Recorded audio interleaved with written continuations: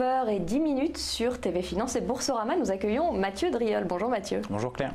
Vous êtes analyste senior chez Day by Day. Comme chaque jour, on va scruter les market movers. Alors aujourd'hui, lesquels on va regarder du côté de Sequana. Oui, la première hausse et la plus notable, c'est donc Sequana, plus quasiment 11% pour l'instant, non négligeable. Alors une tendance baissière assez forte, jusqu'à la définition d'une base entre 0,64 et 0,75. Une première jambe de hausse qui est revenu chercher le niveau majeur à 0,88. Plusieurs séances de consolidation, de retour pour vérifier que l'ancienne résistance à 0,75 est devenue support. Au vu de la réaction haussière des deux tests, du test et dès le lendemain, ça a été fait. Alors, une séance très agitée hier, moins 2,97, mais avec beaucoup de volatilité. Puis aujourd'hui, on repart à l'assaut de la résistance qui, a priori, au vu de la figure et de la configuration, devrait être franchi.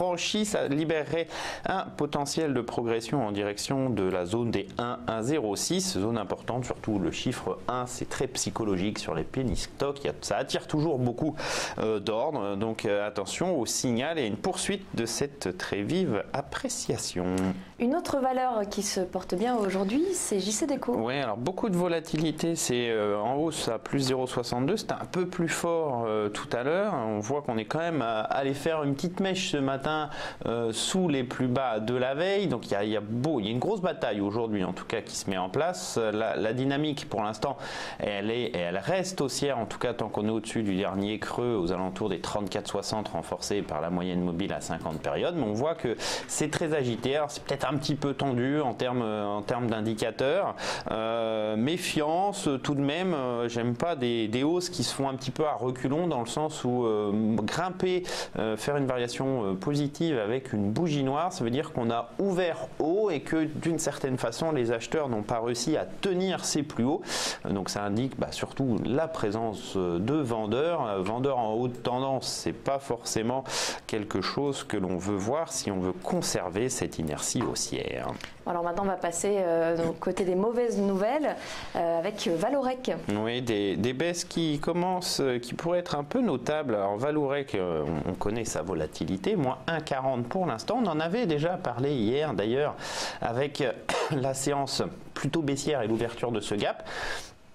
J'avais signalé de mémoire d'ailleurs que si on clôturait sous 5,60, ça risquait de dégrader la lecture. On a fait 5,59. Aujourd'hui, cette rupture de support en clôture semble être confirmée. On aurait donc la formation d'un double sommet, deux tests de 6,06, rupture de la ligne de coup avec un gap baissier. Ça dégrade très nettement la tendance et surtout ça nous ouvre un potentiel de correction de la taille en fait de la figure reportée à la rupture de la ligne de coup.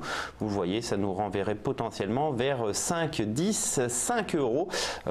C'est quand même 50 centimes sous les prix actuels. Vos 5 euros, ça fait quasiment 10%. Ça peut, c'est non négligeable. Donc attention vraiment à la bougie du jour qui peut être décisive pour la mise en place d'une vive correction. Et Sanofi qui annonçait hier un nouveau rachat qui est également aujourd'hui du côté des mauvaises nouvelles. Oui, plutôt en baisse. Alors c'est pas très fort, c'était un peu plus important à l'ouverture. Moi, j'ai pas énormément de variations ce matin.